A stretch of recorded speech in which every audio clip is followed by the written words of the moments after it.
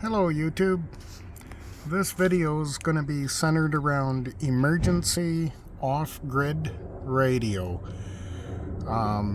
Whether you're receiving or transmitting, just radio in general. A lot of people have purchased citizen band radios and they're pretty good. Anybody can have one. You can put them in your car, you can put them in your house, your RV, wherever you want, take them camping, and they work pretty good. The antennas are usually a compromise if it's a mobile antenna, and you're generally good for ground wave or line of sight, a couple of kilometers, a couple of miles. They're a pretty good idea for those people who travel in groups and want to stay connected, truck drivers, things like that. But for emergency radio purpose, they're actually really good for disaster and stuff. Lots of people are going to be able to access them. And what I've done for emergency radio is instead of going with the citizen band, I've gotten one of these Zygu G90s. They're actually an amateur radio. And then I bought the Chameleon MPass 2.0 antenna, and you can see the wire back there going all the way up to the top of my antenna support structure. And then it just comes down, and I have it tied off to my recycling bin at the edge of my property. Because that's such a large antenna, I get such great communication. So this would be the citizen band channel 38, and the signal I'm currently hearing is coming out of the US, and I'm in Canada. So it certainly receives a lot better. This particular radio, I can't transmit on these frequencies. This radio is meant for amateur radio, and this is citizen band, so you're not permitted. But I can see the band plan or the band spectrum down here, and any activity or interference. And of course I can listen to all of the amateur radio band. If I had to transmit on this band, this radio is capable of doing it. You have to make a modification inside the radio, and there are videos on YouTube that'll show you exactly how to do that. I won't get into it on my channel. This radio, I have not done that to it. I have no reason to. I'm a licensed amateur radio operator, so that's what I use this radio for. But this radio pack, for emergency purposes, is coupled with a 100-watt amplifier that has a built-in antenna tuner. And antennas and tuning is a little bit beyond the scope of what this video is for. But unlike the shortwave radios that you're going to buy in the store for $100 and they'll let you listen to AM and FM, this radio here will give me all of that shortwave listening, no problem. All of your AM, all of your FM, all of the shortwave frequencies, you'll get them really well if you purchase the right antenna and use that. And then of course in the amateur band, if you're licensed, you've got your transmit capabilities there, and there's no shortage of individuals on the amateur radio band. In a disaster or a grid down scenario of whatever kind, the power grid went out due to weather or whatever's happening, most amateur radio operators they do have a way of keeping their equipment going off grid. This particular setup, I have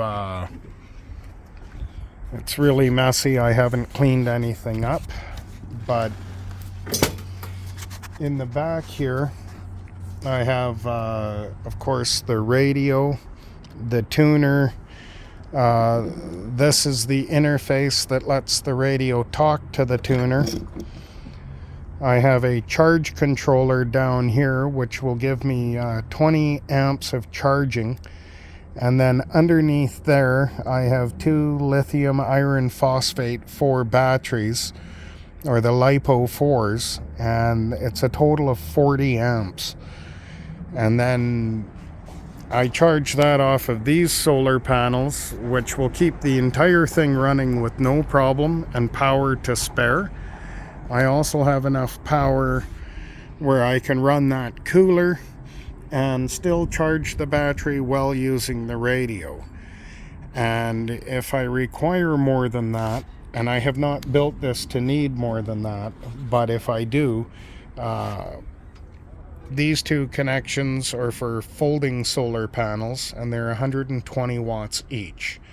So I can really put a lot of power back in here, even if it's middle of winter and the skies are cloudy. I can still generate enough power to keep the radio listening on receive day and night, as well as allow me to transmit during the daytime a little bit.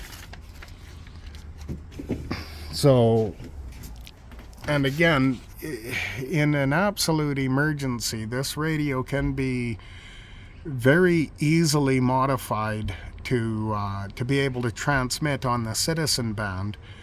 And you know, because it's an emergency and you're breaking all of the laws anyway, instead of having 4 watts, the radio itself has 20 watts and a built-in tuner. And this amplifier will accept it and allow you to transmit closer to 100 watts. Well, more, I don't know exactly what it'll let you do on AM. I've never tried it, but for sideband it'll let you do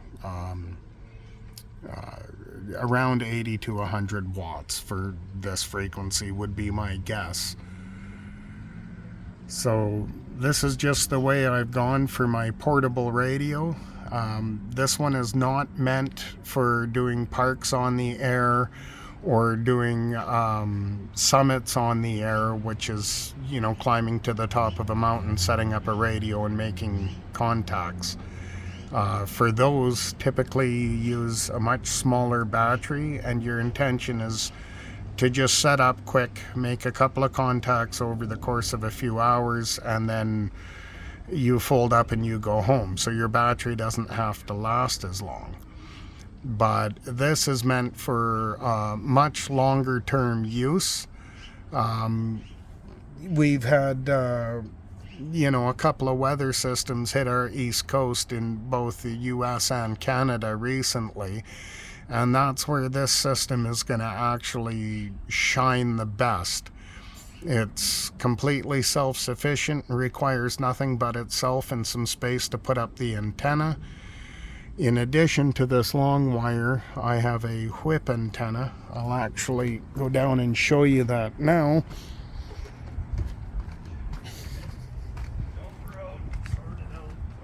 I have a whip antenna that just goes into a ground spike, and you can set that up anywhere you want. That's pretty much my thoughts.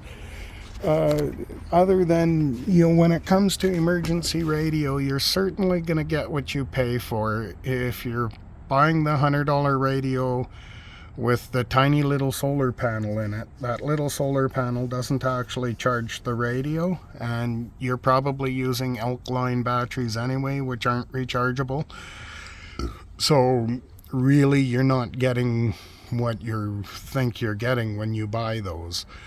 But with this particular setup, you're getting exactly what you think you're getting. You can listen to a very large swath of frequencies with a good antenna that will get those frequencies in, even if they're from a long ways away.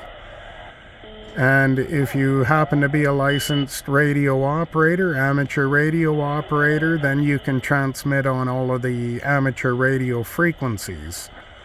And I would certainly recommend that if you're going to buy a G90 or another amateur radio and a setup for emergency radio, it's in your personal best interest to get on your search engine on your computer, put in your county, your state, your town, your city, whatever it is, and amateur radio club. Something's bound to pop up.